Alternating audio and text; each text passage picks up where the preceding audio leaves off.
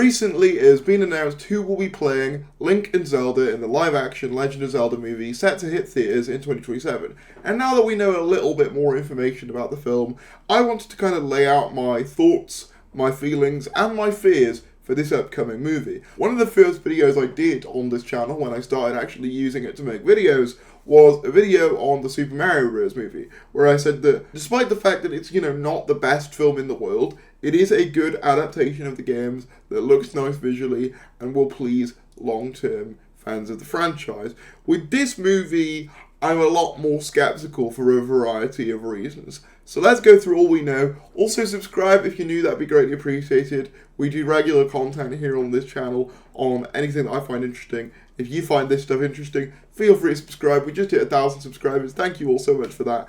But let's dive right in. So starting off with the latest piece of news, it got announced by Nintendo's official accounts that Link and Zelda will be being played by Benjamin Evan Ainsworth and Bo Bragason respectively.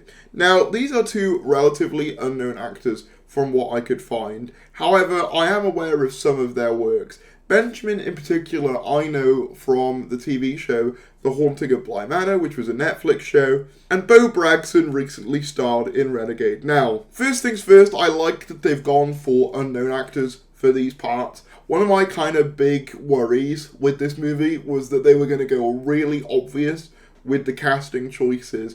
Obviously, with the Mario movie, we had basically all your Hallmark favourites whenever a kids movie comes out in terms of voice acting. So Chris Pratt, Jack Black, all of that stuff. And that largely worked for that movie. But for the Zelda movie, I wanted some characters that I could get fully engrossed in as Link and Zelda respectively. And we've got that. We haven't got Tom Holland as Link and Zendaya as Zelda. They've gone for two unknowns. Now, there was a bit of a controversy because there was a fan campaign to have Hunter Schafer cast as Zelda, largely spurred on by a rumour, I believe, reported by Daniel RPK, and obviously that hasn't come to pass. And this is an interesting thing for me because while I don't think Hunter Schafer would have been bad in the role, I find the kind of response to all this kind of insane. At the end of the day, she was never even confirmed to be in the consideration for the role. It was just a rumour. And the fact that people are hashtagging not my Zelda to this actress who we haven't even seen in the part yet strikes me as a little bit unfair to her as an actress. But then equally, people are also using it as just an opportunity to be transphobic to Hunter Schafer. So the internet's just going to be the internet, I guess. But my feeling is, let's just not judge these actors until we've actually seen them in these parts. All I can really say about them right now is that I think it's a good choice to go with some more unknown faces. And something else interesting, and probably part of the reason why they didn't cast Hunter Schafer, is that they've casted relatively young for this. Benjamin is 16 and Zelda is 21. Initially, I kind of thought that the age gap was quite big between the two, but in a lot of the different continuities of Zelda, Link is the younger of the two, so it does make sense. I probably should say that I'm a big Legend of Zelda fan. It is by far my favourite Nintendo series. You can see here I got my Switch here. I love playing Nintendo games, but Zelda is my favourite. I've been playing a lot of them recently. I've just been playing Echoes of Wisdom. I love the lore and the kind of iconography of the Zelda series. I love the humour of it. I love the identity of Zelda as a franchise. I love all of its little quirks. And on paper, to see that translated into a film is very exciting. However, I have some concerns with the way that they've decided to do it. Number one, they've decided to go live action. Now, on the one hand, this makes sense more so than it does with a lot of other Nintendo franchises. With franchises like Mario, you're inevitably going to run into some roadblocks when transferring it into live action because it's such an inherently weird premise. On paper, Zelda is more logical to translate into live action because it's a much more, I guess, stereotypical fantasy franchise, magic and knights and that kind of thing, which we've seen on film a lot before. However, there is a lot of quirks to Zelda visually that I don't really think live action is going to be able to capture. Specifically in certain creature and character designs, they're all very stylized and kind of exaggerated, and that's not really something that live action can replicate quite as well. So I'm sort of worried a bit about the kind of charm of the series being lost on this movie. And I'm even more kind of concerned about that because of who is involved in it. This is being co-produced by Shigeru Miyamoto, the creator of the franchise, which makes sense. The same thing happened with the Illumination Mario movie. But also Avi Arad, who, if you know anything about Avi Arad, is kind of infamous in the movie business. He's the one who forced Venom into Spider-Man 3 and was one of the chief architects behind the long-derided Sony Spider-Man universe, which is incredibly generic and bad, frankly. And the director that they've chosen to go with is Wes Ball, who, as far as I can tell, is mainly known for doing Maze Runner films, which I don't really have much of an experience with the Maze Runner movies. However, one thing that you overwhelmingly can say about those movies is they look very grey. And I kind of worry about this movie just looking like every other movie ever to exist. And I think that would be a grave shame because Zelda is such a lively looking franchise. It's got such a unique identity.